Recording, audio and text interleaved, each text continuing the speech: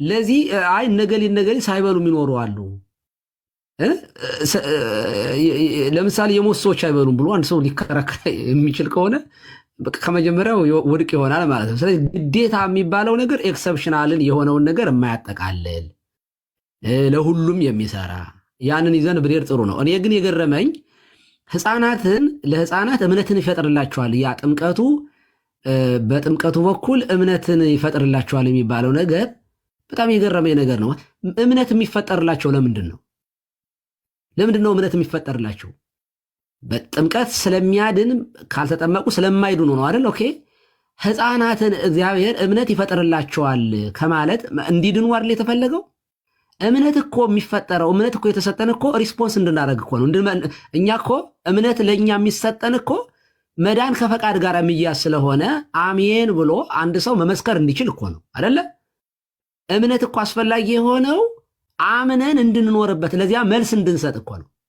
ኦኬ ህፃናት አሁንም እምነት ተፈጥሮላቸው አዎ ኢየሱስ ጌታ ነው እንዲሉ ያ እምነት ካላደረገ እምነት ምን ተፈጥሮ ያ እምነት ተፈጥሮላቸው ምን እንዲሉ ነው? ለምሳሌ ሐዋርያት እምነት ጨምርልን ሲሉ እንመለከታለን። ማለት ውስጣቸው ሲከብድባቸው እንደው ሲደክሙ የበለጠ እንዲያምኑና እንዲጸኑ እንዲበረቱ እምነት አስፈላጊ ነገር ነው። ኦኬ ይሄንን ደግሞ እግዚአብሔር ለሰዎች ለእያንዳንዳችን ሰጥቶናል። ኦኬ አምነን እንድንቀበለው የሚያደርግ በተፈጥሮ የተሰጠን ጸጋ አለ። ይሄ ለሁሉም ሰው የተሰጠ ነው። በነገራችን ላይ ማንኛውም አማኝ ፈቃድ አለው፣ አይምሮ አለው፣ ህሊና የሚባል ነገር አለ። ህሊናው እግዚአብሔርን እንዲፈልግ ሆኖ የተሰራ ነገር ነው። ኦኬ ስለዚህ ይሄ ህሊና ትንሣኤ ህሊና ይባላል። ትንሣኤ ልቦና የሚባሉ ነገሮች አሉ። ስለዚህ እግዚአብሔር ህሊናን ሲሰጥ የሰው ልጅ እግዚአብሔር መፈለግ እንዲችል የተሻለውን መምረጥ የሚችል እነዚህ ነገሮች በሙሉ ሰው ሲሆን የተሰጡ ነገሮች ናቸው። ነባቢት፣ ሕያዊት፣ ለባዊት የምትባለው ነፍስ እኮ ይችኮናል። ለባዊት ልቦና ማድረግ መፈለግ፣ ዘላለማዊነትን መሻት፣ እግዚአብሔርን መፈለግ ያለችው እኮ ሰው የሚባለው ራሱ የተሰጠው ነገር ነው። ስለዚህ እምነት ለህፃናት በጥምቀ እግዚአብሔር እምነትን ፈጥሮላቸው ከዚያ በኋላ ነው የሚድኑት ለማለት እምነት የሚፈጠረው ለምንድን ነው? መጀመሪያ ለመመለስ ነው፣ መልስ ለመስጠት ነው። መልስ የማይሰጡ ከሆነ ተፈጥሮላቸው ምንም ይህን ያህል እግዚአብሔር ሊያድናቸው ከፈለገ ዝም ብሎ ያድናቸዋል እኮ። ኦኬ እና እንደዚህ ያሉት ነገሮች እኔ ከምን የመጡ ናቸው? መጽሐፍ ቅዱሳዊስ ናቸው ወይ? በጥምቀቱ ውስጥ እምነትን ይፈጥራል የሚለው የትኛውን መጽሐፍ ቅዱስ ነው እንደዚያ የሚለውን መረዳት ያስፈልጋል። ስለዚህ ግዴታ የሚለው ወይንም አብሶሉት ኔሴሲቲ የሚባለው ነገር ከኤክሰፕሽናልን እያሰቡ ከሆነ መቼም የምንስማማ አይመስለኝም። ለዚያ ነው ቅድም እምነት ከመስማት ነው፣ መስማትን በእግዚአብሔር ቃል ነው ይላል። ኦኬ እኔ እምነት ሰው ሰምቶ ስለሆነ የሚያምነው ሰባኪ ሰብኮኝ ሰምቼ አምናለሁኝ። ይሄ ግን ሁልጊዜ ላይ ሰራ ይችላል። ለምሳሌ መስማት የማይችል ሰው ቢኖርስ? ኦኬ በአፍ መመስከር የማይችል ሰውስ ቢኖር፣ አንደበቱ ዱዳ የሆነ ሰው ኢየሱስ ጌታ ነው ማለት የማይችል ኦኬ ውስጡ ላይ እንኳ እምነት ኖሮ ማለት ውስጡ ላይ እምነት ኖሮ ህሊናው ውስጥ ግን መናገር የማይችል ሰው ቢኖር፣ የግዴታ በአፉ መመስከር የማይችል ሰው ቢኖር ይሄንን ሰውዬ እያሰብን አይ እምነት ከመስማት መስማትን በእግዚአብሔር ቃል ስለሆነ አንድ ሰው ካልሰማ መዳን አይችልም፣ ማመን አይችልም፣ ካልሰማ ማመን አይችልም ብለን ካሰብን አሁንም ኤክሰፕሽናል የሆኑት ነገሮችን ረስተናቸዋል ማለት ነው። ግን እግዚአብሔር ህግ ሲሰራ ዘሆል ለሆነው ነገር ይናገራል። ኦኬ ያመነ የተጠመቀም ይድናል ስለሚል አይ ያመነች የተጠመቀችም ትድናለች የሚል ስለሌለ ሴቶች አይድኑም ልንል አንችልም። ኦኬ እና እንደዚህ ያሉትን ነገሮችን ብንረዳ እንደው መዝገበ ቃላቶችን በደንብ ቃላት ላይ መጀመሪያ ትኩረት ብናደርግ። ኦኬ እኔ አሁን ቅድም ፈልጌ የነበረው ግዴታ የሚባለው ምንድን ነው? ግዴታ ማለት ምን ማለት ነው ብለን ከዚህ ብንነሳ ኑሮ በቀላሉ አይ ቲንክ ወንድማችን ኪራ ይረዳ ነበር ብዬ አስባለሁ። ጥሩ ውይይት ነው ያደረጋችሁ። ቴንኪዩ አክሊል። ምንድነው ማነው? ኪራ ነዋል። ኪራንም እናመሰግናለን። አማንም እንደዚሁ ከልብ እናመሰግናለን። ሲሶ እግዚአብሔር ይስጥልን። ቴንኪው። ቀሲስ ከመውጣታችሁ በፊት ግን አንድ ጥያቄ ሲሰው ጠይቅልኝ ስላሉ ፈቃደኛ ከሆኑ ልጠይቆት እና በውስጥ ቪዲዮ ልኮልኝ ነበር። ከዚህ ቀደም ቪዲዮን ያዩትን አንድ ሄለ የምትባል ልጅ በኦርቶዶክስ ቤተክርስቲያን ሰው ለምሳሌ አንድ ህፃን ልጅ በ8 ዓመቱ ሳይጠመቅ 8 ዓመቱ አልፎ ሳይጠመቅ በ8 ቀኑ ማለት ነው ይቅርታ፣ ወይ በ9 ቀኑ ወይ በ10 ቀኑ ውስጥ ሳይጠመቅ ቀኑ የጥምቀት ቀኑ አልፎ ቢሞት ቤተክርስቲያን ቀብር ስፍራ አይቀበርም የሚል ነገር ስታወራ ሰምቼ ነበር። ያንን ቪዲዮ ሰው ልኮልኝ ነበር። ይሄ ነገር እውነት ነው ወይስ ቀሲስዬ? አዎ ትናንትና ስትል ነበር። እኔ ከወረድኩ በኋላ ገብቼ አስቼ ቤት ገብቼ ከወጣው በኋላ ስታወራ ውሸት ነው ብዬ መልሽላታለሁ በቴክስት። እንደዚህ ያለ ነገር እኔ የራሷን ቤተሰብ ልምምድ አምጥታ ነው። እኔ አስታውሳለሁ በህፃንነቴ እናቴ ወልዳ ወደ ህፃኗ ሞተች። ጎረቤት የተወሰኑ ሰዎች ወስደው ቀብረዋት ነው የመጡት። እንደዚህ ያለ ነገር እኔ አላቅም። ቤተክርስቲያን ይቀበራሉ፣ ግን ህፃናት ፍትሃት፣ ይሄ ዝም ብሎ ትልቅ ሰው የሚደረገው እንደዚህ ያሉት ነገሮች አይደረግላቸው። እንደዚህ ያሉት ነገሮች አይደረግም። ከዛ በተረፈ የሚቀበሩት ግን በቤተክርስቲያን አጸድ ዙሪያ ላይ ነው። እንደ እንስሳት ጓሮ ውስጥ የሚቀበር እኔ አላቅም የክርስቲያን ልጅ። ስለዚህ የራሷን ኤክስፔሪያንስ ስትናገር ሰምቼ ስህተት ነው ውሸት ነው ያልኳት። ስለዚህ እኔ ራሴ ፋሚሊ የኔ ራሴ የደረሰብኝ ስላለ ማለት ነው። እናቴ ወዲያው ምጥ ይዟት ስትወልድ ልጅ ተወልዳ ወዲያው ወስደው ነው የቀበሯት። እንደዚያ ነው ማቀው። እንደዚያ በ8 ቀን አይደል ህፃናት መጠመቅ ያለባቸው? ወንድ ከሆነ በ8 ቀን፣ ሴት ከሆነች በ40 ቀን በ40 እና በ80 ያ 8 ቀኑ ካለፈ በቤተክርስቲያን አጥር ግቢ ውስጥ ወይም በቤተክርስቲያን ቀብር ቦታ ላይ አይቀበሩም። እንደዛ ብላ ነበር ክሌም ስታደርግ። ስህተት ነው የሚባል ነገር የለም። ሲጀመር የቀብር ቦታ እኮ ራሱን የተለየ እኮ የቀብር ቦታ እኮ ራሱን የቻለ እኮ ነው። እንስሳት አራዊት ናቸው በጫካ በዱር የሚቀበሩት። የሰው ልጅ ሲጀመር እኮ በመሰረቱ የክርስቲያን ልጅ ሲወለድም የክርስቲያን ልጅ ነው። የክርስቲያን ልጅ መኖር ያለው ማምለኪያ ያለው ኦኬ፣ ከክርስቲያን ነው የሚወለደው ያ ልጅ ራሱ። ስለዚህ በቤተ ክርስቲያን አጸድ ላይ ይቀበራል፣ በዚያ ዙሪያ ላይ ይቀበራል እንጂ ወስዶ ጓሮ ቀበሯት የሚባል እኔ ሰምቼም አይችም አላቅም። ስለዚህ እዚያው ላይ መልሼላት ነበረ። ግን እንግዲህ ምናልባት ምንድነው አንዳንድ ጊዜ ሰዎች ባለማወቅ የሚያደርጉት ነገር ሊኖር ይችላል። ካለማወቅ የግለሰቦች ለምሳሌ እንደኔ ያለ ደካማ ቄስ ይሄም እንዴት ይሆናል ብሎ አድርጎት ከሆነ የዚያ ቄስ አለማወቅ የኔ ድካም ለቤተ ክርስቲያን የሚሰጥ አይደለም እና ወደፊትም እንደዚህ ባታደርጉ ኦኬ። ግለሰቦች ባለማወቅ የሚያደርጉት ነገር የቤተ ክርስቲያን ከሆነ አንድ ሰው መጠየቅ ያለበት እንደዚህ ያለ ነገር መጽሐፋችን ላይ ቢኖር የህግ መጻሕፍቶቻችን የቀኖና መጻሕፍቶቻችን ላይ የሆነ እንኳን እንደው አዋልድ መጻሕፍ ላይ የሆነ መምህር ገሌ እንደዚህ ብሎ ጽፏል እንኳን ቢባል ጥሩ ነበረ። የራሷን አምጥታ እንዴ ሽንት ቤት እኮ ወልደው የሚጥሉ ሴቶች አሉ። እና ታዲያ እኛ ልንጠየቅ ነው? አንዲት ክርስቲያን ወልዳ ብትጥለው ቤተክርስቲያን አልተቀበረምና ተብሎ ቤተክርስቲያን አትጠየቅም። እኔ እንደዚህ ያለ ሰምቼም አይቼም አላቅም። ግን የምታውቁ ካላችሁ መመለስ ትችላላችሁ። እግዚአብሔር ይስጥልኝ ሲሶ። እሺ ቀሲስ እግዚአብሔር ይስጥልኝ። ቴንክ አመሰግናለሁ። ሲስ ወይናቱ እንዴት ሰላም አላልኳችሁም? እንዴት ናችሁ? ሁላችሁም እግዚአብሔር ያክብርልን፣ ቃሎት ያሰማልን። በዚህ ጋር ግን አንድ ነገር ለመናገር ያህል ቤተክርስቲያን በህፃናት ጥምቀት ዙሪያ ስፔሻሊ ከ40 ቀን በፊት ህፃኑ ለሞት የሚዳርገው ነገር አለ ብላ የምታስብ ከሆነ በ8 ቀንም ልታጠምቀው ትችላለች ማለት ነው። ባለበት ሆስፒታል ሄዳ ይሰማል ድምፅ ይሰማል ለሞት እንኳን ይዳርገዋል ብላ የምታስብ ከሆነ የስርዓቱን ምስጢሩን ትፈጽማለች ቤተክርስቲያን ማለት ነው። እንደዚህ አይነት ነገር ግን እንደ አጋጣሚ እንደዚህ እንኳን ቢፈጠሩ ቀሲስ እንዳሉት ቤተክርስቲያን ውስጥ ነው እንትን የሚሉት፣ እንደዛ የሚባል አስተምሮ የለም። ግን ጥምቀቱ ላይ ግን ከ40 ቀን በፊት ልታጠምቅም ደግሞ የምችልበት አጋጣሚዎች አሉ ለማለት ነው። ትክክል ነው ናቲ። ቴንኪው ዲያቆን ናቲ። እና ትፈቅዱልኛላችሁ? መምህር በረከት ሰላም ይበሉኝ። መምህር በረከት ይናገሩና ሰላም እንደምናችሁ። አይባ ብዙ ነገር ስለተባለ አልቆይም። የተወሰነ 2-3 ደቂቃ የሆኑ ነጥቦች ለማንሳት ነው። ኤክሴፕሽናል የሆኑ ኬሶች አሉ። ይቅርታ መምህሪ በዛው እንደው ቢያነሱት ብዬ ነው። ይህ በህፃናት ውስጥ እምነትን ይፈጥራል ምናምን የሚለው ሀሳብ እንደው በእይታ ደረጃ እንኳን እስከዛሬ ሲያነቡ አግኝቶ ያውቃሉ? በአባቶች ዘንድ ምናምን ኢንኬዝ ድንገት እንደው አንዳንድ አባቶች ላይ ካለ ይሄ ጀነራሊ ነው። ለህፃናት ብቻ ሳይሆን ትልቅ ሰውም ቢሆን እኮ ለማመን መንፈስ ቅዱስ ያስፈልገዋል። ግን ያለ እነሱ ፍቃድ ህፃናቱ ገና ሳይፈቅዱ ሳያድጉ ምናምን ነገር እንደዚህ አይነት እምነትን ይፈጥራል የሚል ይሄ እኔ አይደለም፣ እንደዛ አይደለም። ሰውን መንፈስ ቅዱስ ወደ እምነት ይመራዋል። ልክ ነው። ግን የሰው ልጅ አዋቂ ሆኖ አንደርስታንድ አድርጎ እምነት በማወቅ በመረዳት በመስማት የሚመጣ ነገር ስለሆነ የሆነ ማጂካል ነገር አይደለም። እምነት እኮ እውቀት ያለው አይምሮን የሚጠይቅ መረዳትን የሚጠይቅ ነገር ስለሆነ እምነት ሁልጊዜ ማቹሪቲን የሚጠይቅ ነገር ነው። እኔም በንባቤ እንደዚህ አይነት አላገኘውም። ግን ኤክሴፕሽናል የሚለው ነገር ኤክሴፕሽናል የሆነ ነገር ሁሌም አለ። ይህንን መልሱን ማግኘት የሚቻለው እምነት ለምንድን ነው የሚያስፈልገው የሚለውን መፍታት አይሻልም?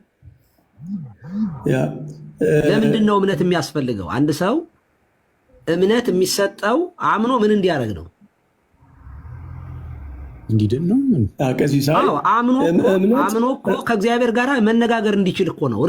ፈቃዱን ፈቃድ ይፈልጋል። ትክክል ነው። ይሄ ቅድም ከፈቃድ ጋር ያገናኙት በጣም ጥሩ ነው። ይሄ በፕሮቴስታንት ቶታል ዲፕራቪቲን ይዘው እነሱ ለትልልቅ ሰዎች ራሱ በቃ እምነትን ዝም ብሎ ራሱ እግዚአብሔር ይሰጣል፣ የእነሱ ፍቃድ ራሱ አይደለም ኢቨን የራሱ ብሎ እምነት ሲሰጥ ቅዱስ እምነትን ከእውቀት አይለየውም።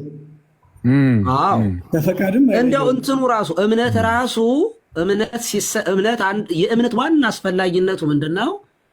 ፈቃድህን ተጠቅመህ ከእግዚአብሔር ጋር መገናኘት ኮኔክት እንድታደርግ ነው፣ እንድትገናኝ ነው፣ እንድታወራ ነው፣ መንገድህን ከእርሱ ጋር እንድታደርግ ነው። ኦኬ ልክ ነው። የመንፈስ ቅዱስን እርዳታ ከሆነ ለሕፃን ልጅ ለትልቅ ምናምን ብለን የምንከፍለው ሳይሆን ጀነራል ነገር ነው። እሱ ለማንም ሰው ያስፈልጋል። ለማመን የመንፈስ ቅዱስ እርዳታ ሰው ያስፈልገዋል የሚለው ለሕፃን ለትልቅ አንልም። ግን በዚያ በመንፈስ ቅዱስ እርዳታ ተጠቅሞ እሱ ጋር ሆኖ ደግሞ መረዳት፣ ማወቅ፣ መመርመር፣ መፍቀድ፣ አሜን ማለት ያስፈልጋል። ምንድነው? ሰብሚት ማድረግ ያስፈልጋል። እምነት እኮ መታዘዝ፣ ሰብሚት ማድረግ አለው። ቅድም ቀሲስ እንዳሉት ፈቃድ ያልነው ማለት ነው። ስለዚህ ይሄ ሁሉ ነገር ያለው ነገር ስለሆነ ሕፃናት ላይ ዝም ብሎ በሆነ ማጂክ እምነት ይፈጠራል የሚለው አንደኛ መጽሐፍ ቅዱስም ቅድም በአንተ ታመንኩ ማለት እኮ አንተ ጠበቀኝ ለማለት ነው። መታመንን ነው የጠቀሰ። አንተ ጠብቀኝ ነው እናቴ ማህፀን ውስጥ የኖርኩ የሚል ነው እንጂ የሆነ ክሪድ በማህፀን ውስጥ እያለ የሆነ ክሪድ አእምሮ ውስጥ ተፈጠረ ማለት አይደለም። እንደዛ እንረዳውም። ግን ይሄ አብሶሉት የሚለው ቃል መረዳት ያለባችሁ ለምንድን ነው እኛ የምንቃወመው? አብሶሉት ነሰሲቲ እና ነሰሲቲ አስፈላጊና አብሶሉት የሆነ በግድ አስፈላጊ የሚለው ቃል ችግር የሚፈጥረው ኤክሴፕሽናል የሆኑ ነገሮችን ለማስተናገድ ስንል አብሶሉት ነሰሲቲ እና ነሰሲቲ የሚል ደረጃ ከፈጠርን ነሰሲቲን ባይ ዲፎልት ነሰሲቲ አይደለም እያለ ነው። አብሶሉት የሚለው ቃል የተጨመረበት ነገር ያልተጨመረበትን ያደክመዋል። እና ይሄ አብሶሉት ነሰሲቲ የሚለው ነሰሲቲ የሆነና ነሰሲቲ ብቻ የሚለው ግን ነሰሲቲ ያልሆነ ወደሚሆን ይወስዳል። እና ይሄ የቃላት ጨዋታ ነው ማለት ነው። አብሶሉት ነሰሲቲ እና ነሰሲቲ ብለን ከከፈልን በኋላ እውነተኛው ነሰሲቲ አብሶሉት ያለው ብቻ ይሆናል ማለት ነው።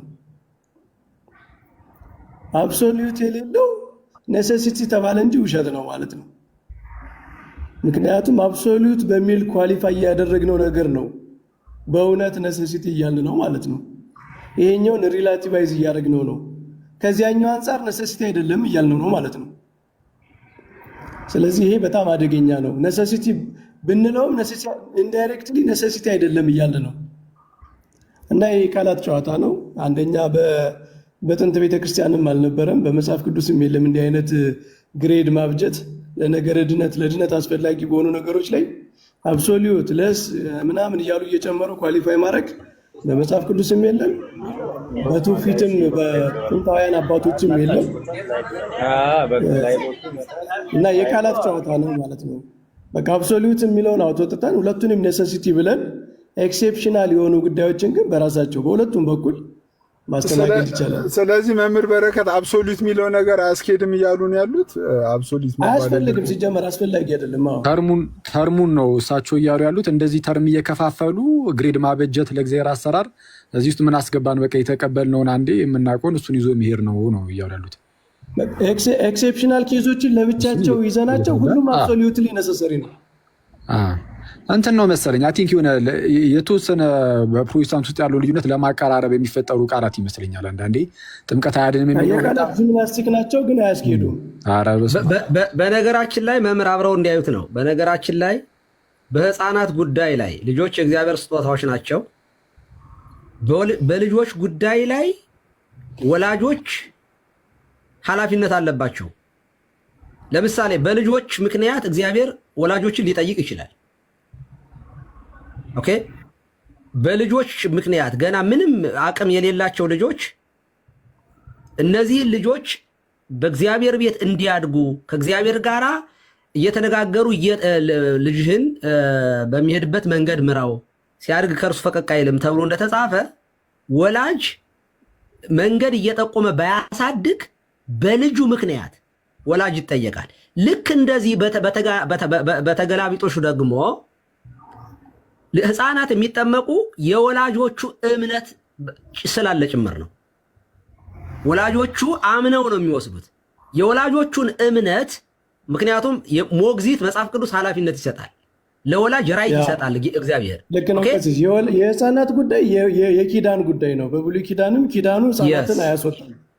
ኤግዛክትሊ እሱን እንዲያዩት ነው አብረው እሱን እንዲያዩት ነው። የህፃናት ጉዳይ ኪዳን እግዚአብሔር ከሰው ልጆች ጋር ባደረገው ኪዳን ሁሉ ህፃናትን አስወጥቶ አያውቅም። እሱን አብሮ እንዲታይ ነው። እንደው በቃ ምንም አያስፈልግም እንደማለት ሳይሆን እምነት እዚሁም ውስጥ አለ። በወላጆቹ ምክንያት እግዚአብሔር ልጆችን ሲምር ሲፈውስ ስላየን የቃል ኪዳኑ መዛግዘረቱ ላይ በብሉይ ኪዳን እኮ ማየት እንችላለን። ከሲስ በብሉይ ኪዳን ለምሳሌ ሰዎች ወደ እስራኤል ማህበር እኮ ከአሕዛብ መጥተው መጨመር ይችላሉ። መጥተው ሲጨመሩ ግን እግዚአብሔር ለእስራኤል ያደረገውን ማዳን አምነው 10ቱ ትእዛዛት ተቀብለው ተገዝረው ምናምን ነው የሚጨመሩ። በትክክል ለህፃናት ግን ይሄ ኮንዲሽን አልተቀመጠላቸው፣ መገዘር ብቻ ይበቃቸዋል። ጥምቀት ደግሞ በአዲስ ኪዳን ግዝረት ደግሞ በአዲስ ኪዳን ጥምቀት ገባበት ነው። ስለዚህ ይሄ አብሮጌትድ የሆነ የተሻረ አይደለም። ህፃናትን በኪዳኑ ውስጥ ማጠቃለል በብሉይ ኪዳንም ያለ በአዲስ ኪዳንም የቀጠለ ነው። እሱን እንዲያዩት ነው። ከዚያ ውጭ ግን ኤክሴፕሽናል ኬዞችን ወስዶ አብሶሉት ያልሆነ እያሉ እርከን ማውጣት ዝም ብሎ የቃላት ጨዋታ ነው። ይሄ አኒማል ፋርም ላይ ያለው ኦል አኒማልስ አር ኢኳል በት ሳም አኒማልስ አር ሞር ኢኳል የሚል ቃል እንደዛ ነው የሚሆነው።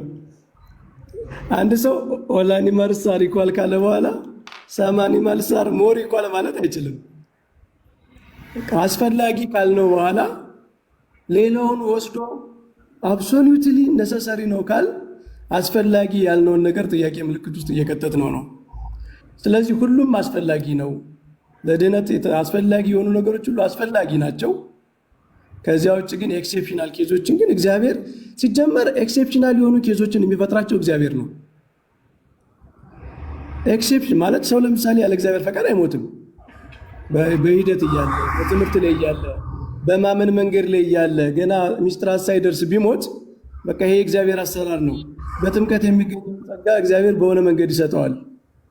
ምክንያቱም ቅድም ሞዱ ማለት ነው የሳክራመንቱ ሞድ እግዚአብሔር የሚሰጥበት የተለያየ መንገድ ስላለ ስለማንገድበው ይህንን ይዘን ግን ጥምቀት አያስፈልግም አንልም። ምክንያቱም የጥምቀቱን ጸጋ አልሰጠውም ብለን ስለማናምን የጥምቀቱን ጸጋ እግዚአብሔር በሌላ መንገድ ሰጥቶታል ብለን ነው እንጂ የጥምቀቱ ጸጋ ቀርቶበት ድኗል አንልም። ያንንም ሰው ቢሆን ማለት ነው። ለምሳሌ ሰማዕታት ቢሆኑ ደማቸውን እንደ ጥምቀት የሰማዕትነት ደማቸውን እንደ ጥምቀት ወስዶላቸው ነው። ስለዚህ ጥምቀት አልቀረባቸውም ማለት ነው። ያለ ጥምቀት ዳኑ ልንላቸው አንችልም። ሞዱ ነው የሚለያየው። እግዚአብሔር የሰጠበት መንገድ የቆጠረበት መንገድ ነው። ስለዚህ ሁሉም ነሰሰሪ ናቸው። ኤክሴፕሽናል ኬዝ ኤክሴፕሽንስ አር ኦልዌይስ ኤክሴፕሽንስ በቃ ለብቻቸው ነው የሚታዩት ማለት ነው።